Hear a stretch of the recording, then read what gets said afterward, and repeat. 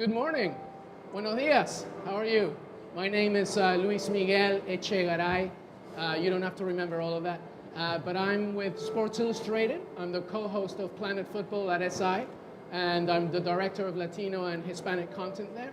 And I am extremely excited for this panel, for this incredible panel, which will basically be a conversation about the evolution, the meaning, and both the, I guess, business marketing side, but at the same time, the one-on-one basis side of how to engage and how to describe the US soccer fan culture. Because as we know, it has completely evolved, and you can even say in the last 7 to 10 years. So before further ado, before I keep talking, I want to introduce my amazing panel. First, this is Amanda Vandervoort, who is the VP of fan engagement with MLS, but she's also a soccer player, she's a coach. She makes incredible cakes, by the way. If you go on Instagram, you will see some of the most amazing cakes you've ever seen. Okay, we have Aaron. Vandy Cakes on Instagram, by the way. It's not. Vandy Cakes IG. We also have Aaron Dolores from Black Arrow FC. If you don't know Black Arrow FC, please Google Black Arrow FC right now. They are an incredible brand that basically discusses and engages on soccer and African American, Afro-Caribbean, black culture. They make some incredible content, Black Arrow FC. Mi hermano, the third one over there, is Francisco Terreros, who is, aside from being a certified FIFA agent, he has a tremendous amount of experience when it comes to engaging and growing the Hispanic and Latino fan base in the United States. He's also the CMO of SBX Group. And last but not least is John Guppy, who is the president and founder of Gilt Edge Soccer. He is a guru when it comes not just on understanding soccer culture, but also how to market it, how to grow it, and how to understand it both from a consumption perspective and a one-on-one grassroots level perspective. So this is my panel. I'm very happy. We only have 41 minutes. We have the countdown here. So if it was up to us, we would talk about this stuff for hours, but unfortunately we can't. So I'm going to just kick off straight away with John. I'm going to throw you right into the lines then, John. John, if you can describe to us what is the meaning, or what is right now in 2018, moving in 2019, what is US soccer culture? Okay, good morning everyone. So what is US John. soccer culture? I guess the first thing that I would say is that, I mean, culture is an interesting word. I mean, I think we all kind of intuitively understand what culture means, but if you actually break it down and you actually look it up in, if you go to Google right now, culture is essentially attitudes and behavioral characteristics of a social group. And I think when you process culture through attitudes and behavioral characteristics of soccer in America, I think you pretty quickly come to the conclusion that there is no universal single soccer culture in America. It's just a series of multiple subcultures, if you like, of the sport. And I think that that's a very important point. I mean, I'm a 50-year-old expat, grew up in SO237LZ, a Southampton postcode. Southampton was my team, is my team. I had no choice. My son, who's 18, has grown up in a world where he's been influenced by myself, but he's also been influenced by his peer groups, by his coaches, by his experience playing FIFA. So his attitudes and behavioral characteristics are totally different from mine. If you think about a third-generation Mexican-American living in McAllen, their attitudes and behavioral characteristics as a soccer fan are dramatically different from a first-generation living in LA, going to LAFC, experiencing everything that's part of that culture. You know, a soccer mom in Connecticut that's grown up taking her kids to practice day in, day out, cheers for the red, white, and blue every time the US is playing in a World Cup, men or women.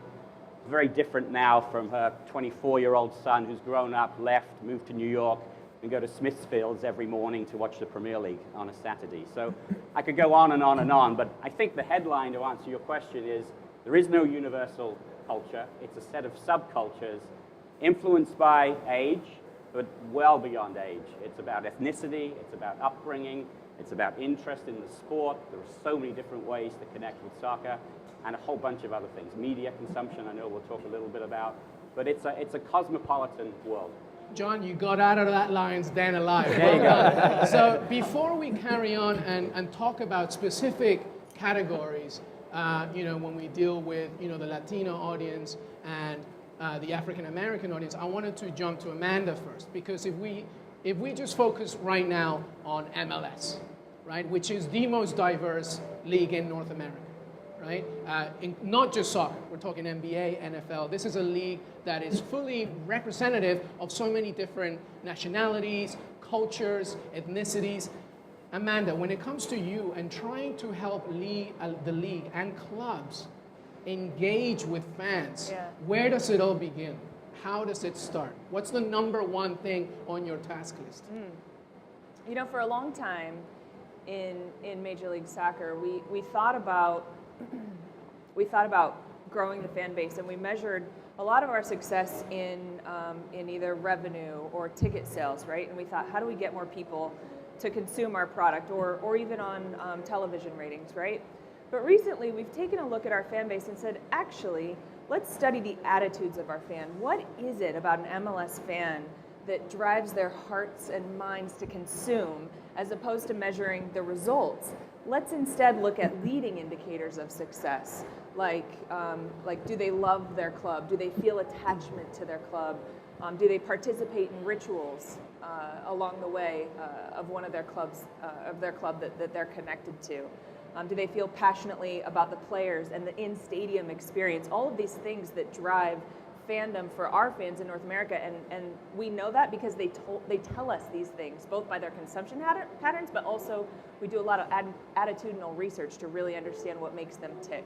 Do you think in the last, perhaps in the last 10 years, 5 years, that sort of information gathering has become more aggressive, mainly because of social media, because it's not just a one-on-one situation where you're just having, access to fans from, being at the stadium or going into the neighborhoods. You can now see what they're like on social, Instagram, Twitter, Facebook, etc. Yeah. Is it more aggressive now, do you think? So I started at Major League Soccer in 2010, and I came in and I helped build the social media strategy at MLS, and at that time, we thought, how can we use social actually to engage with our fans, understand what drives them, understand what their interests are, and we spent a lot of time actually listening. That was the first step, listening what they're saying, see what their consumption patterns are, so that we can create programming that impacts them, that they're interested in. And over that time, since 2010, yes, we've certainly done our fair share of increasing the listening. I would say the tools have gotten so much more powerful that you can go out to actually ask them questions and listen and engage. But we do it both on like understanding the data, the behaviors and patterns that people are showing us by the actions that they're taking, what they're consuming, how they're consuming, what they're interested in. But honestly, we just ask them. So I want to make this bridge now between what you're saying and Francisco, because when me and you talk, and you talk to me about, Francisco has a tremendous amount of experience when it comes to helping specific clubs, right? So I want you told me a great story when we were having a conversation about Real Salt Lake, right? And the things that you did specifically for the Hispanic and Latino audience, when it was just literally trying to create an official fan base. So why don't you talk to us a little bit about that, because now we're able to now specifically focus on one culture or one category of a culture and see how that develops in the league. Yeah, the first thing we did, and as Amanda mentioned, we got to draw a parallel line to what they already know, which is their Hispanic soccer culture of being fans in Colombia, Mexico, wherever other parts of the world they're from, and drawing that line to MLS, and in my case, that specific moment was Real Salt Lake. Now that we have that parallel line of, hey, this is soccer, similar soccer that you know, maybe different level to your opinion, but we now draw that line and say, this is soccer in America, and we want you to become fans of our sport. Now, there is an interesting thing, and I know Amanda deals with this a lot in Major League Soccer, of how could we help these supporter groups, how could we help these subcultures within the soccer culture to grow organically, because we don't want to force their hand and say, form an official supporters club. These are your chance. This is what your logo is going to be like. This is what your colors are going to be like, and go do it. But we want it to be organic, because the organic growth is going to be the most successful growth. It's going to be the one that is going to stay with the team forever. And if we look at Real Salt Lake, one of the most predominant supporter groups is the Hispanic one. And if you guys watch Major League Soccer, and if you watch Real Salt Lake, you only hear the Hispanic supporters in the South End chanting. So that's what we did. We drew that parallel line between their current love of Hispanic soccer and to Major League. And as I said, we kind of guided their way into creating that organic movement. We suggested a few names, we organized them, we actually sat down and had an official meeting. We had, the first time, we had 400 season tickets purchased for the Supporters Club, which was unheard of, especially at the time when Major League Soccer was in the organic growth of supporter groups. This was back in 09, I want to say 08. And yeah, it's been extremely successful. But again, without that organic growth, it's not going to work. Listen, we could have a whole panel. I'm going to be very selfish here and tell you that if you're not paying attention to the Hispanic and Latino market when it comes to trying to grow these clubs, LAFC is a perfect example. You know, LA being the county with the most Hispanic and Latino representation in the country. U.S. soccer viewership in 2017, more than 65% of it was thanks to the Hispanic and Latino market, right? So we have to think about these things when it comes to growing. Now, moving away to trying to go ahead. The LAFC, I think, is a really interesting. Yeah, let's talk about LAFC. Yeah, LAFC. When you think about how they've actually, the supporters culture in LAFC and in that club, when they built the club, they thought so much about that supporters club, that supporters group. They invited them to have a seat at the table in what that experience would be like in the stadium. And we know in Major League Soccer that that's our point of differentiation. That's our secret sauce, the supporters culture in the stadium. It's different. It makes us different than the NBA or the NFL or any of these other sports in North America. And to actually invite them to the table to say, what should this experience be like? What do you want the experience to be like? For LAFC, it was a really important part of their process to found that club. Yeah. Now, I want to now move away from what leagues do and teams do and focus on folks and organizations and platforms that are trying to give the entire country, or at least the entire soccer nation of the United States, see or at least understand the community that perhaps has not been represented well enough. Aaron and I were talking before we all got on the stage, on how sometimes one of the issues when it comes to the African American representation and the soccer culture is that not only are we not telling enough stories, but there are not enough people in the room understanding the culture itself. So when I look at Black Arrow FC and I see the documentary they did with Copa 90 on black culture in Atlanta, black soccer culture in Atlanta, when I look at what you guys did when you went to Panama for the World Cup and understand exactly what it means to a certain community when you look at, you know, the biggest tournament in the world, sports tournament in the world. Aaron, what is your perspective when it comes to the identity of the U.S. soccer culture fan? And it doesn't have to be just from, you know, the African American perspective, right, but rather telling these stories in order to grow, not just as a fan, but also as an educator of the game. Yeah, so I guess, you know, when you're looking at African Americans, the way that we approach it is like we see ourselves as creating new fans to the sport. There actually are a lot of African American fans already, which they just didn't really have a space to connect. And so, like, if you're thinking of culture, you're thinking of fans, like if you look at it in just even physical space, where do black soccer fans go? They end up kind of, you know, one or two going to an Irish pub and kind of hanging out, and that's not necessarily the environment where we're able to like get together. And I think, you know, we kind of focus on creating spaces that talk about things that black people care about, the players, the conversations. So, you know, I think it's really trying to create new fans. And also, you know, what was crazy for me, because I come from outside of the soccer world, is a lot of people were saying, like, well, you know, there's not enough black fans. And for me, what's amazing about soccer is you can create what's not there, and you can kind of connect into the system that's going on. So for me, when people were saying, well, there's not enough black MLS fans, I'm like, well, let's then create them and hit up the MLS. And that's what I did, rather than expecting the MLS to create that itself, right? Right. So that's where we come from. So let me ask you, and I'll actually ask all of you this, what are your thoughts on what PSG did with Jordan, right? Which is like, I have many colleagues in SI who are not soccer fans at all. They specifically mainly focus on the NBA or the NFL.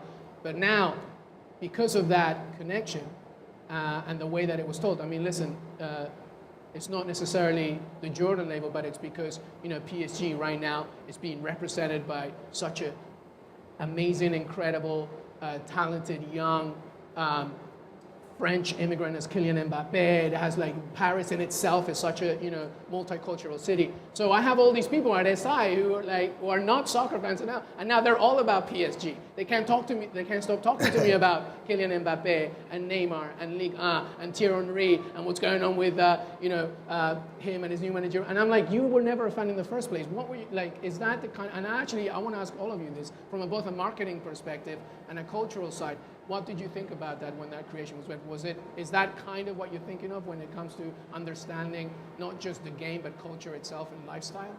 Yeah, we actually did a big photo shoot for one of our clients, which is World Soccer Shop, on that kit. And so I think it was definitely very big and in the soccer community as far as like fashion and just the authentic, you know, the Jordan brand and Nike. I don't really think it really created new fans in the black community. Right. I think they saw it, but I don't really know that the context was there to really translate, like, what is PSG, who is Mbappe. I mean, you would really be surprised. I talk to black people every day, don't know who Neymar is or Mbappe. So I do think it was really big, but that's one approach, which is kind of let's bring in the very tried and true elements of like what we consider black culture, Jordan, into basketball and smash them together. I think that has an effect. What has a better effect is like really diving into like more depth.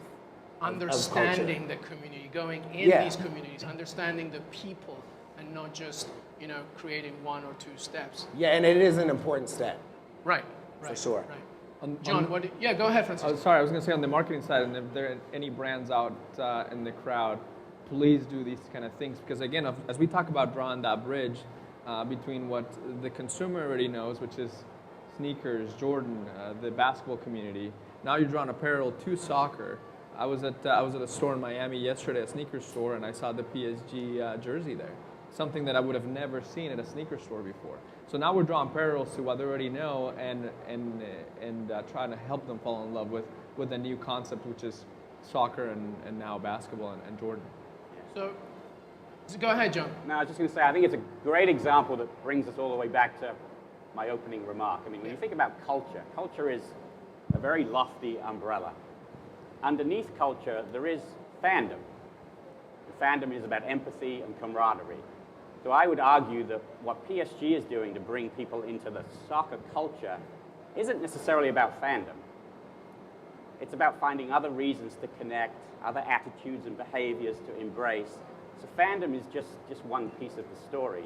So if people ask me, you know, what is the prevailing soccer culture in America, I would always go back to the insight that every year we conduct a very holistic survey of soccer fans in America, all different ages, all different ethnic backgrounds.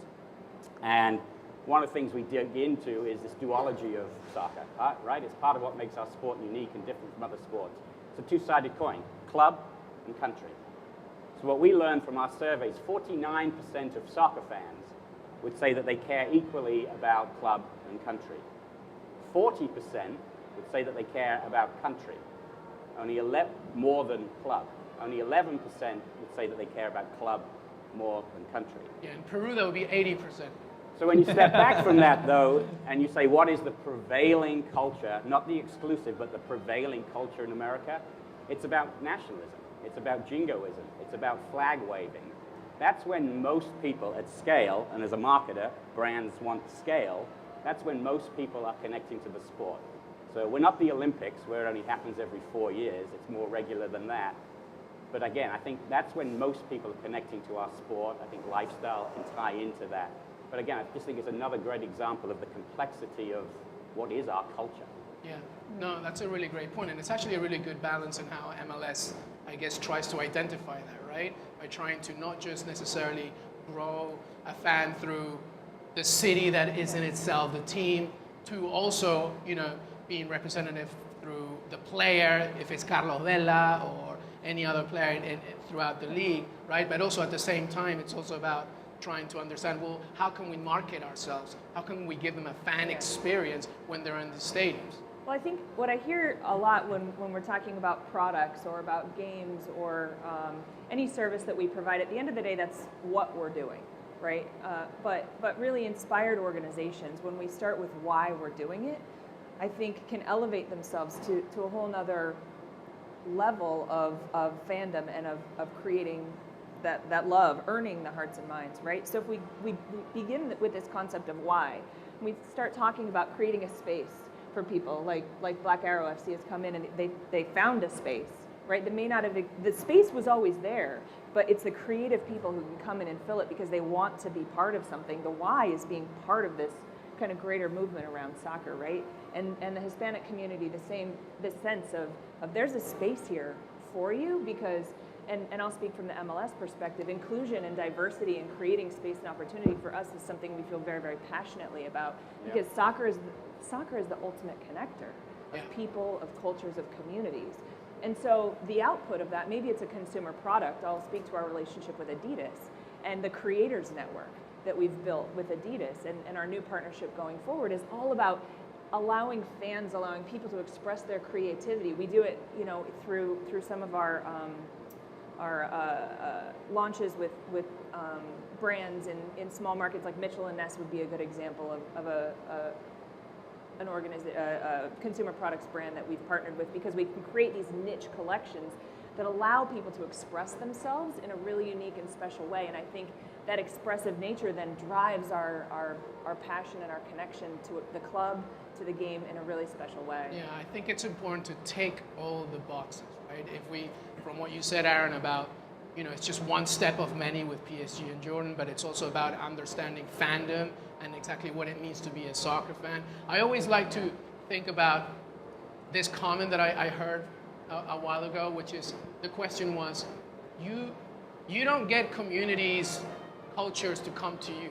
You go to them. And then once that happens, and once you build a level of trust, that's how you grow, right? There are 2 points I want to hit, because we only have 20 minutes. The first one, which I think is something that you brought up, Amanda, when we were having our initial conversation, last week, is, the need to have more of an engaging relationship with the women's game, not just from an international perspective, not just from the U.S. women's national team, which is just a powerhouse, but also just from the very, very beginning, right?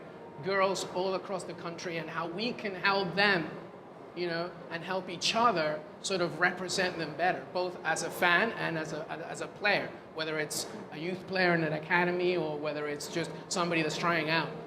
What do you think about that? Well, I think we can't be up here on the stage talking about the culture of soccer fandom and miss out on this entire community we have both around the women's game, which I think is an incredibly special community for us to talk about, incredibly dedicated community and growing rapidly. I think there's a huge space ahead for us to fill, and for different communities to come into and fill and fulfill their desire to connect to the game and connect to other people through soccer and the women's game.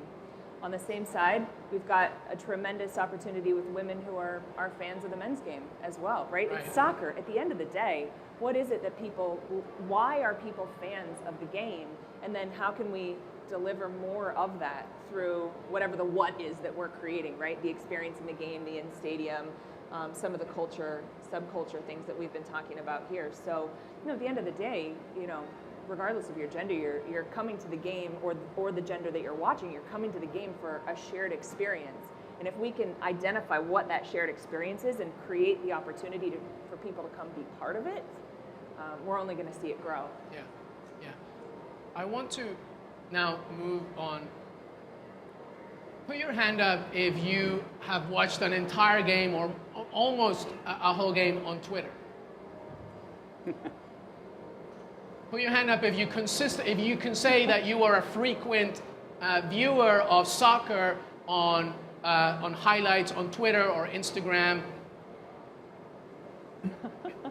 Put your hand up if you absolutely are nowhere near close to even watching a game on Twitter. You just watch it on TV and you maybe read a recap on social or on the internet. So if this room was full of Generation Zers or people who are 21 or younger, even 19 or younger, the entire hand will be up almost specifically when it comes to social. So I wanted to kind of at least not conclude it because we have some time, but I do want to touch upon and specifically really talk a lot about media consumption and how the US soccer fan consumes the game, because it's completely different the way to it was 10, 5, I would even say 2 years ago, right? So I kind of just want to have an open debate on this, on how, because I could talk about the way that MLS does it, how you guys do it on video, right? I want to really just ask, what do you see when it comes to, what do you see and what do you see for the future of media consumption for the US soccer fan? And how can we help them as journalists, people that work in marketing and leagues, how can we help them even get that sort of experience even better and better and better? I have two thoughts. Number one, I want to speak on the Hispanic side, but before I do so, we represent athletes, and as we represent our athletes, the number one thing we tell them is be present in social. The more presence you have on your social media platforms, the higher the ability it is for us as agents to be able to sell their brand to consumer products or services or other products who want to sponsor them. And the larger the reach, the better. Now, there's a caveat to that. If they're not creating content, and our fans are very hungry for good content, and good content is very well perceived. MLS does a fantastic job. I don't know if you guys saw the announcement of the best 11 with the football table. Right. Very good. I thought it was brilliant. Congratulations, kudos to your ex-team of the social media team. They did a fantastic job. But again, the fans are hungry for that. And as brands, as properties, as agencies, we need to be able to cultivate that organic culture of social media. Now, on the Hispanic side, we hosted a survey a couple of months ago, and we found out that 78% of Hispanics are watching soccer as they have their phone on and on social media. So it tells us if we're a brand, if we are one of the brands that are behind our board, one of the sponsors, we want to make sure that we're connecting with these fans through social as the game is going on. Just to add on the Hispanic Latino side, and this is not just soccer, because this is also my circle. Nobody watches more video on mobile in the United States than the Hispanic and Latino community. Nobody. Like it's tremendous. So there's so much of an opportunity when it comes to video and motion on social. For sure. And sorry, go ahead. And I wonder how, John, if you've done any research on that specifically and what the numbers, because I bet you they're not any far apart from the 78% of Hispanics. Sorry, Aaron. No, Go ahead. I just say all of our insight would support everything that both of you just said. I mean, it is such an interesting debate. I mean, my culture, my viewing culture is still very much to sit down on a Saturday morning and watch a 2-hour telecast of a Premier League game. And I had this huge argument with my son. I said, did you watch the game this morning? He's like, yeah, I watched it. I'm like, where did you watch it? How did you watch it? This was like 3 years ago. Because he wasn't sitting next to me on the couch, I know that. I mean, he was out and about doing other things. I mean, he essentially had watched the highlights through, GIFs that he'd seen online, memes that had been produced. And in 3 or 4 minutes of time, he had watched the same game that I spent 2 hours sitting on my couch watching. So I went into the office the next week and we had this huge debate about what does watching actually mean in 2018. And it is totally different by generation. Not right, not wrong, it is just different. And I think that's only going to continue. I mean, social and digital consumption, non-linear, is certainly where the younger generation is heading. And that, frankly, is what brands are investing in when they think about soccer. It's not about reaching me, it's about reaching people 35 years and younger. That's why soccer is hot for corporate America. So understanding digital, understanding social, the Hispanic influence within that is huge. I mean, that's the future of the game. Aaron, I know that you wanted to say something. Yeah, I guess like the way that from the African American community in the U.S., I think the prevailing thing is that we want to consume this information from other black people. Right. And I think that's what's been really important for our brand. And now we're at an age where 20 years ago, you didn't really have a lot of black people that were creating content about soccer or talking about it. And so I think it's now you have all of these brands, lifestyle brands, media brands, Instagram handles that are talking directly to other black folks, and that's where we want to hear the information.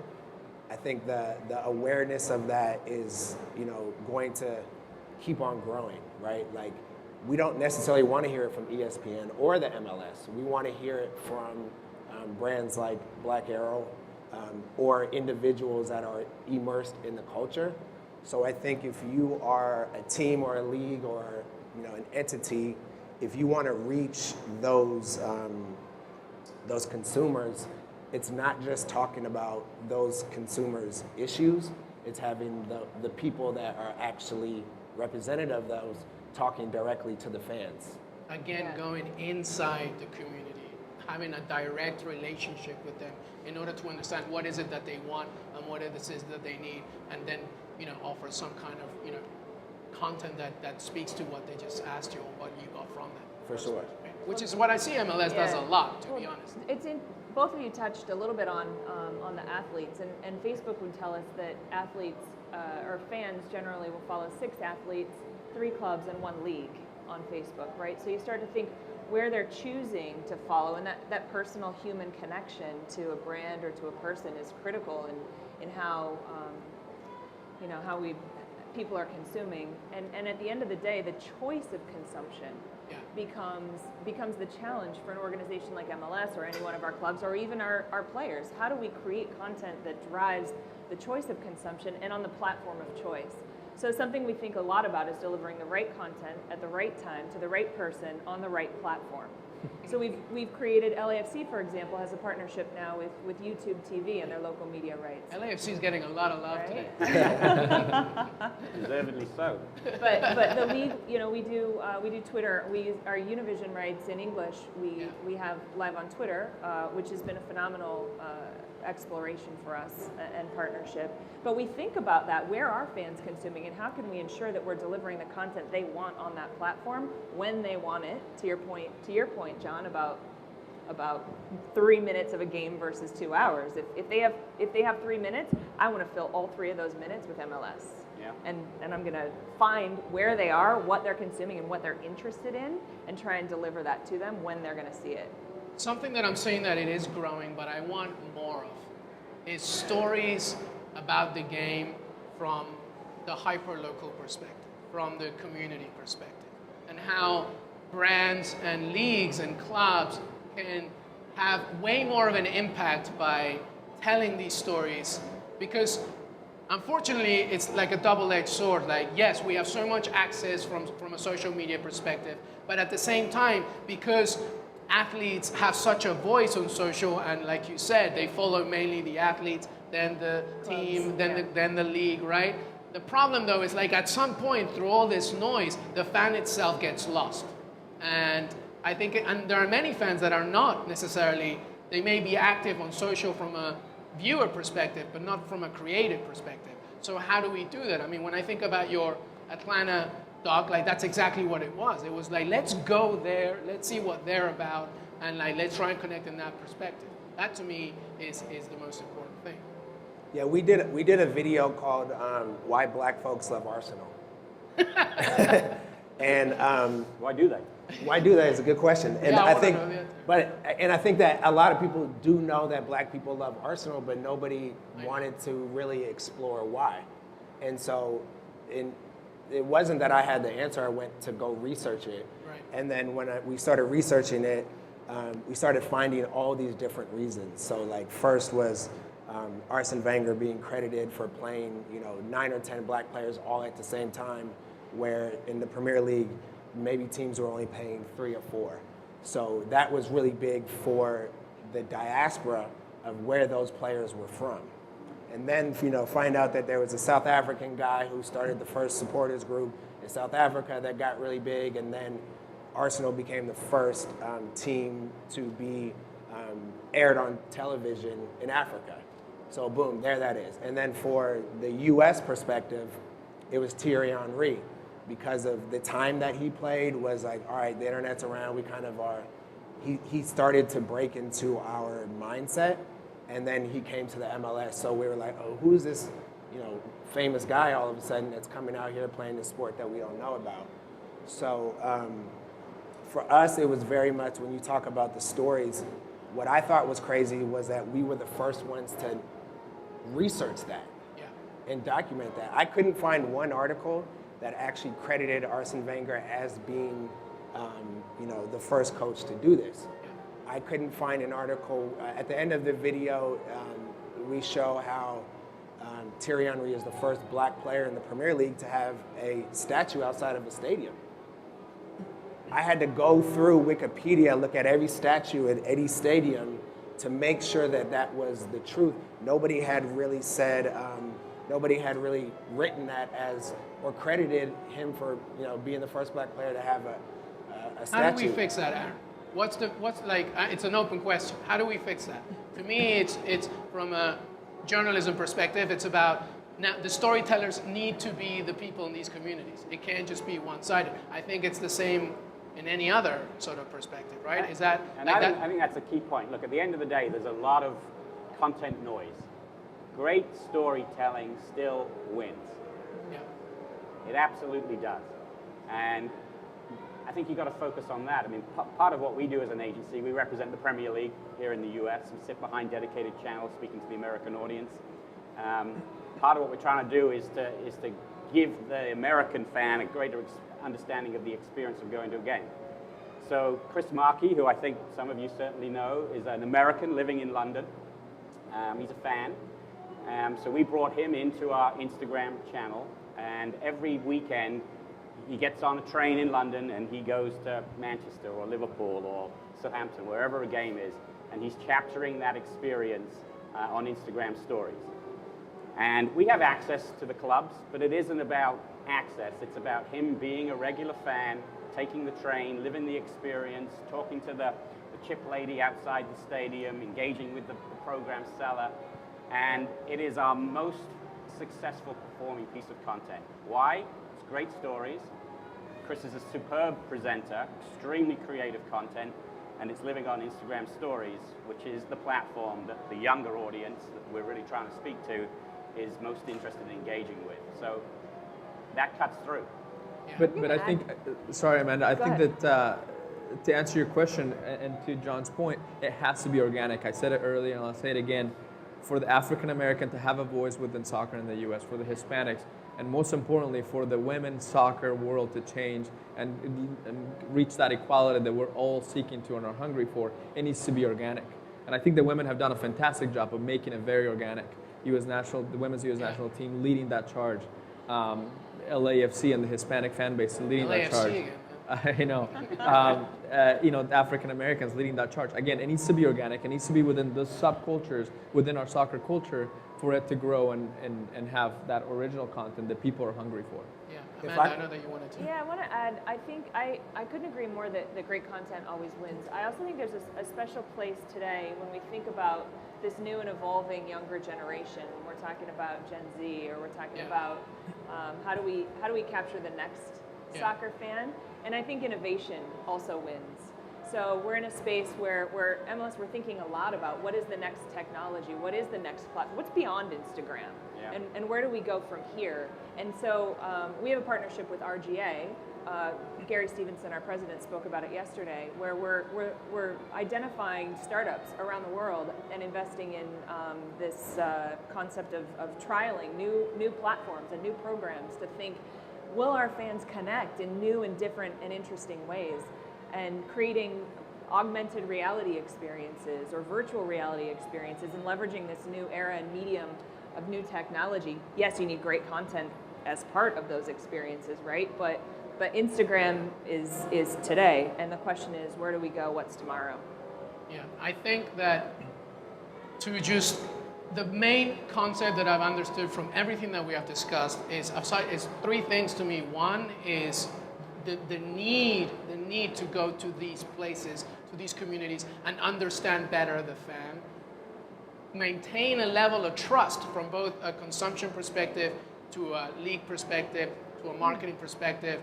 And the third one, which is perhaps the most important one, which you literally just brought up, which is what's next, and how we can go with them into that what's next territory, right? Look at this, less than 3 minutes. I want to thank John, Hermano Francisco, Aaron, Amanda. Buy her cakes, they're incredible. Thank you so much for joining us. Thank you.